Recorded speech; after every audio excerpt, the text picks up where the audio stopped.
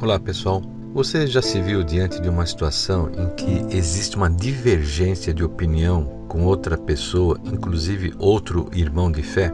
Existe um pensamento bem diferente entre uma pessoa e outra? Vejamos um alerta que a Bíblia nos faz no livro de Mateus, no capítulo 24, versículo 12 e 13. Jesus disse o seguinte: "E, por se multiplicar a iniquidade, o amor se esfriará de quase todos.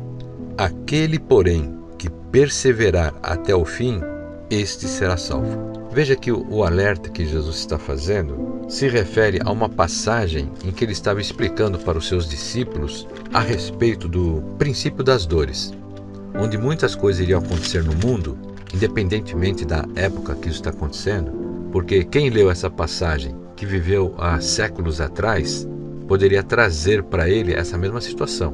A questão é o amor dentro da pessoa, se ela vai se esfriar ou se ela vai permanecer fiel diante da palavra de Deus. Isso nós temos visto ao longo da história, que muitas pessoas pensam diferente. Mesmo recebendo a palavra de Deus dentro de uma igreja, dentro de um lar, de uma família, pessoas pensam diferente. Isso é natural do ser humano. Eu formei uma ideia a respeito de determinada situação. Ok, isso é normal.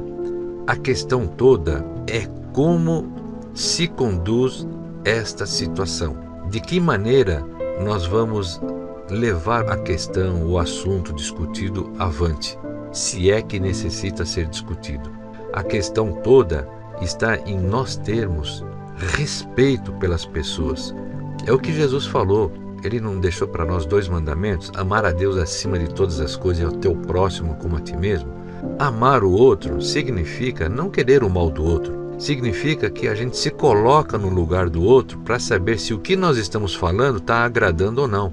Se a gente se agradaria daquilo que nós estamos falando se alguém falasse aquilo para nós. Essa é uma questão que a gente deve refletir bastante, porque muitas vezes fazemos um juízo errado da palavra de Deus, considerando a nossa própria interpretação, sem se preocupar, sem refletir, pensar bastante a respeito do que Jesus quer dizer a respeito de amar ao próximo. Amar ao próximo não significa que você vai concordar com tudo que o outro fala. Porém, o cuidado do que você vai dizer para o outro, se você pensa diferentemente, tem que ser de uma forma equilibrada, sem procurar ofender a pessoa.